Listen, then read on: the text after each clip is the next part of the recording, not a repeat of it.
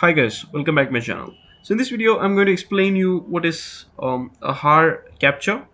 As well, I will also explain you how to use HAR file for debugging website access related issues. All right. So let's quickly begin, guys, with the demonstration. So all you need to do is you need to use your browser, be it Chrome, Edge, or Firefox. Whatever browser you're using, you will use your browser to capture an HTTP archive file, okay, or export an HTTP archive file for that matter. So before we quickly begin, I would like to give you some theoretical insight of what exactly an R file is and how it exactly works. So basically, this HTTP archive, which is known as HAR as in short form, okay, is a format used for the recording of browser related activities whilst you're accessing a website. All right, and it also logs network requests, okay, that is happening in your browser. And also it it is also used to export the captured session data. All right, and also this HAR file helps us to troubleshoot uh, issues related to a website, okay. And also this file which you have exported in the form of a .har extension file can be shared with other teams for troubleshooting if you work in an IT industry. All right, and also sometimes troubleshooting issues, right, require additional information about the network requests your browser is making or generating why during the issue, okay, or when the issue occurs. All right, if I talk about an example, okay, if authentication is not working as expected, okay, for a website that you are trying to log on, okay, you can generate and analyze an HAR traffic file, okay, to identify the source of the issue, whether the issue is with the SSO system,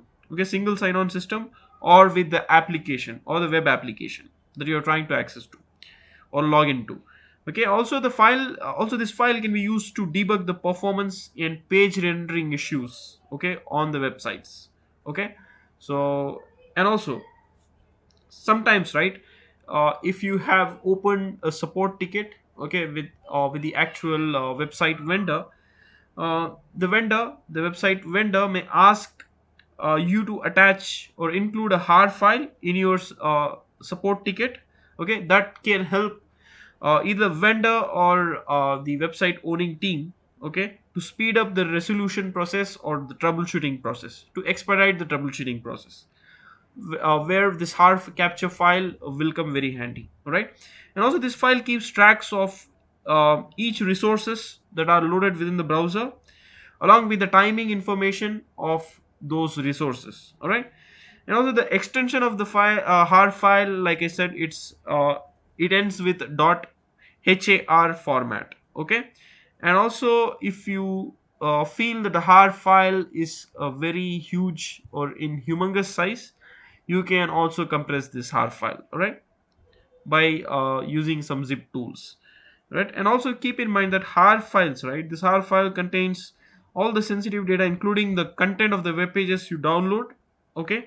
And also it also keeps a track of your cookies as well. All right, this allows anyone with the HAR file to impersonate your account and also the information that you submitted while recording, like as in your personal details, like your passwords, other card informations, etc. Okay, and also ensure once after you have captured the HAR file or captured the HAR data, you open the file using a text editor such as maybe Notepad plus plus or Notepad, etc. Okay, and search for the key term password and remove any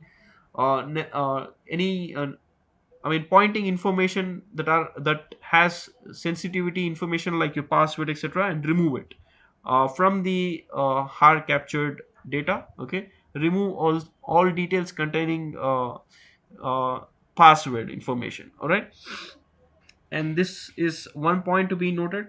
All right, and also Okay, and now when we talk about har file, generating a har file, or generating a har capture, you just need to use your browsers. Okay, developer tools, you just have to go to click on this three vertical dots and click on more tools, and here you will have developer tools. Okay, so this is how you generate, this is how you navigate to enabling a har capture. All right, and particularly this is identical on an Edge or Chrome browser. Okay, I'm talking about Chromium based browsers, that includes Chrome, Edge, etc. It will be the same, the one that I showed you. Okay, however, the method will be different if you are running a Firefox browser. I don't want to touch that just now. Okay, because it will deviate the topic, and also I don't have Firefox browser to demo it, how to enable the har capture in a Firefox browser. All right, that's a separate topic. And this har file information, right, is stored in a JSON format. Okay, which means in order to visualize the information in an easier manner, tools such as har viewer can be used. Also, it will contain the HTML document and its respective JavaScript and CSS script, right? I mean, all these JavaScript and CSS files uh, constitute a website content. All right. So all these details will be available in a HTML document, basically, right? And also viewer, which I was talking about some time ago. This tool helps displaying the contents of the har file. So that is the use of a har viewer tool. All right. And with the help of a har viewer tool, log file records, HTTP request, and response header information can be viewed. And also to view the har file contents, if you are using Chrome, like I showed you, it's just going into developer tools and just enabling it. Okay, and also this har file is a very useful tool. Okay, which is in a file format that allows to store the network request details in the browser, and also helps us in debugging the performance and latency of a website that renders issues offline. All right, so this is the brief about what exactly this har capture or har file is about, right? So let's go to the network tab, guys. And all you need to do is go to the network tab under the developer tools menu, and then just select preserve log and disable cache. I will actually show you. I will also give a reason why we need to do this. Okay, disable cache. What it does is it captures or retrieves all the traffic from the web browser. Okay, from the destination web address, says web server. Okay, it captures and retrieves all the web traffic from the web server. Okay, and also exempts the browser level cache for a particular destination website. All right, that's the use of disable cache. And preserve log is nothing but, so basically this checkbox lets you uh, persist logs between a page refresh. Okay, basically this is very useful when you are debugging a website issue. Okay, that requires you to refresh the page, since all the otherwise output is cleared. All right, during a page refresh, if you don't enable this, all the previously captured requests will get deleted. Okay, that's why we select this option. Okay, so that during each website refresh, this the data will be persistent, and the previously captured logs would not go away or would not get vanished. So that's the basic use of both these tabs. Enabling both these options over here. Okay, let's quickly do browsing just now. Right, let's go to facebook.com. Mm. And as you can see, guys, all the network traffic is browser level web traffic is getting captured here in the form of requests, right? And the main thing is making use of these status codes. These are the HTTP status codes. Okay, 200 means it's a OK response, which means the website is rendering the request in a right manner. Okay, there is no issues with the website, with the loading of this website, facebook.com. Okay, so that's how you make use of these http status codes. Okay, and if you receive a 404 error, then probably it means there are issues related to the web server. Okay, rendering us the web page. All right, so that's how you do it, guys. So what you need to do is, how do you export this?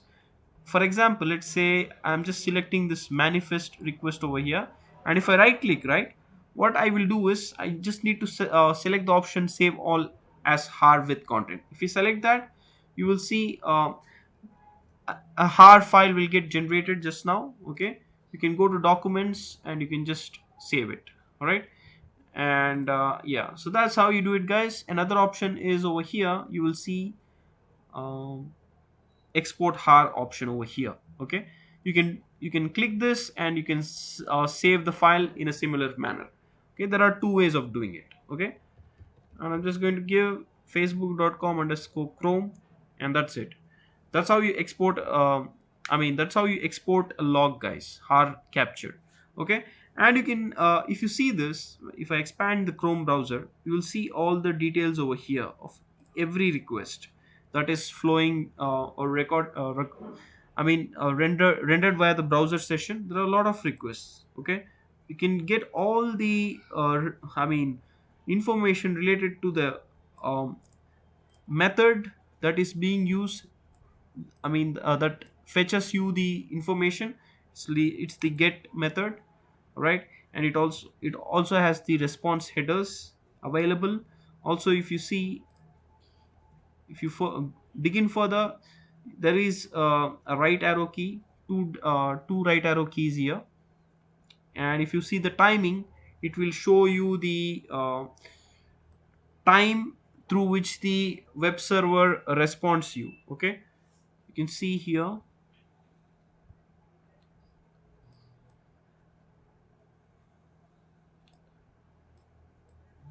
you can see 2.330 milliseconds is what the response time is from that time when you requested the web server. Okay, and the time when the web server responded back.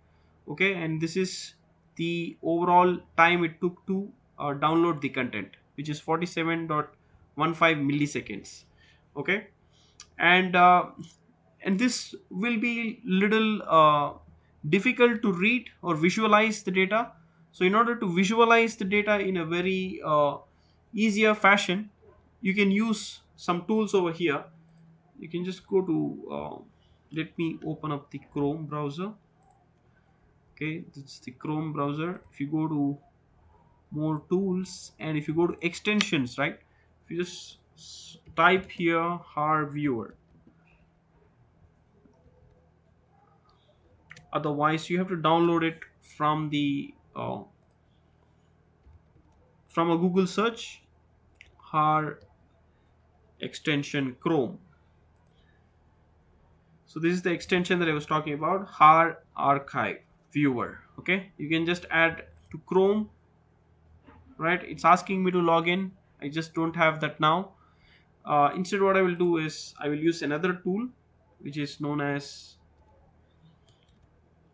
har analyzer.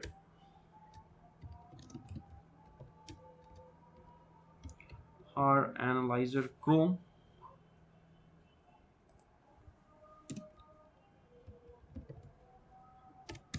Sorry about the pronunciation. So this is the tool, guys. You just have to drag and drop the file, the har capture, which we exported some time ago. Right, it's opening up, guys. So what you need to do is just say choose file,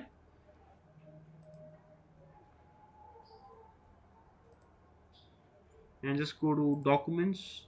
Okay, just going to select the first file and just say open. All right, and here you go, guys. This will be more easier to visualize the data. All right, and as I said, if I just want to intercept this request and learn more about it, I will just select that particular request and use the right side information. right hand side information like the requests. All these details are kind of tougher to analyze, but however, if you work in a IT industry where you use it more frequently, it's going to be very easier for you. Okay. As you can see, whenever we receive the 200 code, it means okay, like I said before. And you can view the timing, which is to troubleshoot any latency issues related to the website. Okay. And as you can see here, the overall, the wait time, right? Wait time looks a bit I mean it's not an ideal wait time. Okay, it's between 100 and 200 milliseconds. Okay, I can just show you the just now ideal website load time. All right, so it is somewhere between hmm, what is ideal website load time